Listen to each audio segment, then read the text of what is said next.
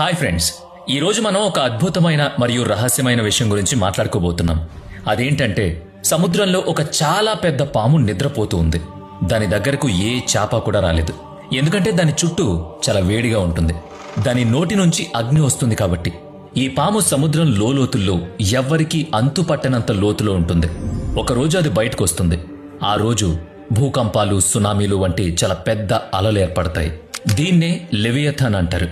చాలా మంది ఈ లెవియథాన్ గురించి ఎక్కువగా కామెంట్ చేస్తున్నారు ఈ మధ్య. మీరు కూడా ఇన్స్టాగ్రామ్లో, సోషల్ మీడియాలో చూసే ఉంటారు. నాకు ఈ విషయం మొదట్లో తెలీదు, కానీ ఇటీవల సముద్ర లోతుల్లో నివసించే ఒక భయంకరమైన చేప గురించి చర్చలు జరిగాయి. ఆ చేప నీలం రంగులో ఉంటుంది. అంతేకాకుండా చాలా అరుదుగా పైకొచ్చి మనకి కనిపిస్తుంది. ఈ విషయాన్ని మనం ఇటీవల చూసాం.